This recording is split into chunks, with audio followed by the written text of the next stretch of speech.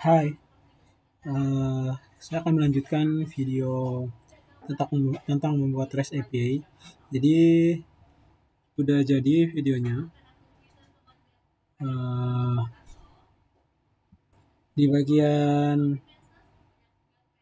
nah ini videonya udah ada, yaitu membuat REST API tentang resep makanan, di mana eh, kita telah mengklon data di bagian sini, yaitu di GitHub saya, GitHub Basri Umar 12 resep, di mana di dalam GitHub ini ada folder DB resep ya yang kita telah simpan di htdocs, dan kita udah bahas di dua video tadi. Nah sekarang saya akan bahas secara apa namanya, bukan secara mendalam di project Androidnya, tapi secara luas ya. Nanti saya akan lanjutkan lagi di video-video selanjutnya untuk penjelasan dari project Androidnya.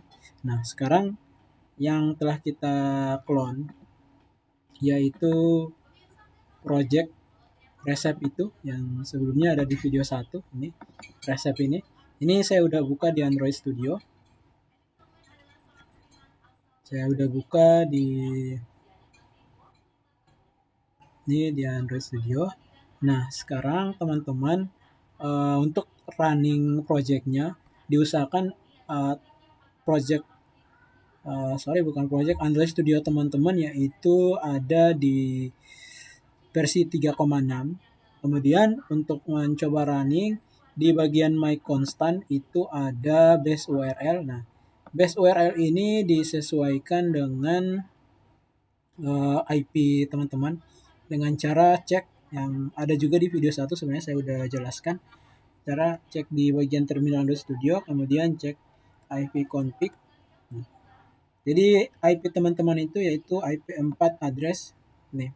Nah, ini ketika connect di WiFi atau tethering teman-teman ya, bebas aja ya. Kemudian bagian ini diisi dengan IP address teman-teman.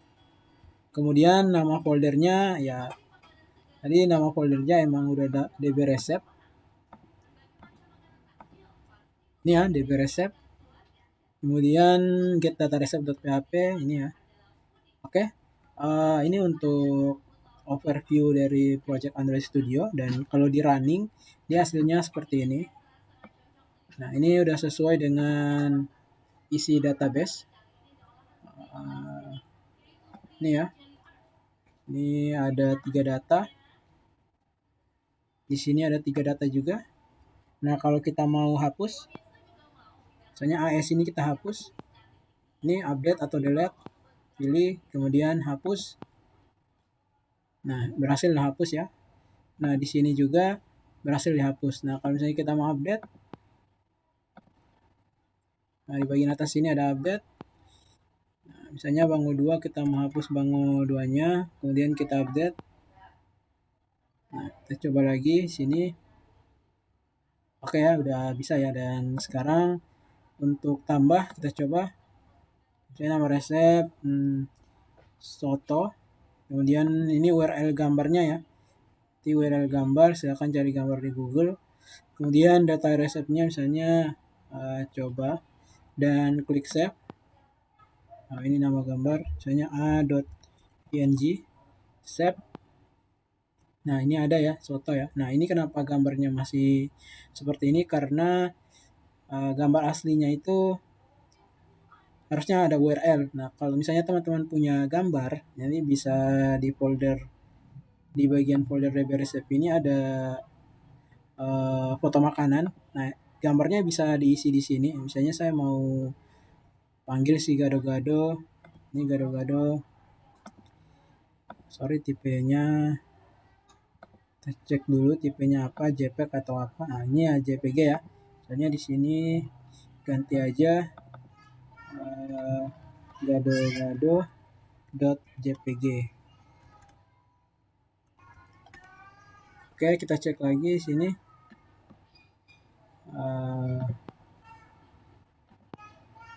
Oke, jadi ya datanya udah berubah ya. Jadi sesuaikan dengan gambar yang teman-teman punya di foto makanan, kemudian namanya silakan disesuaikan. Misalnya ini ada nama soto ya, nama soto. Jadi saya tulis di sini tambah data, nama resepnya soto, kemudian nama gambarnya soto.jpg, soto.jpg, kemudian data resepnya salah aja dan klik save. Ya, ini sotonya nggak keubah. Kita cek di database-nya.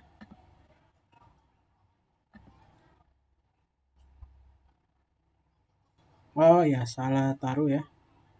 Jadi di projectnya soto.jpg itu masuk ke dalam detail. Oke, kita cek lagi REST API-nya untuk insert detail gambar. Kemudian kita cek send. Oh, ini send biodata. Harusnya di sini rename ya. Refactor, kemudian rename. Ini insert. Nah, cek lagi insert data.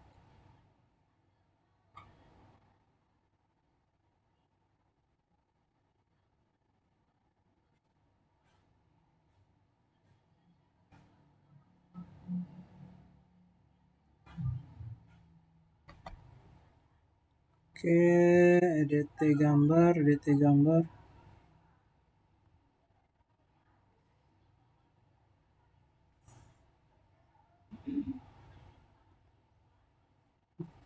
sekarang kita cek ininya. Insert data, gambar di bagian terakhir. Oh, ini salah ya. Ini S resep. Di sini ubah jadi S gambar. Oke, sekarang di running. Oke, ini nanti saya push lagi dan teman-teman bisa clone projectnya. Dan nanti untuk setiap penjelasan ini saya akan bahas di video selanjutnya. Oke, ini udah berhasil ya. Oke, ini karena database-nya masuk di soto JPG, harusnya soto JPG itu masuknya di gambar. Ini detailnya. Oke, kita coba lagi untuk mengisi data. Misalnya di sini nama resep, coba. Kemudian nama gambarnya soto.jpg. Soto.jpg, kemudian data resepnya salah aja dan klik save. Oke, udah berhasil ya, soto.jpg muncul ya. Oke, untuk video kali ini sekian. Semoga bermanfaat dan kita akan lanjutkan untuk cara penggunaan di Android Studio dan cara pembuatannya di video selanjutnya. Oke, terima kasih.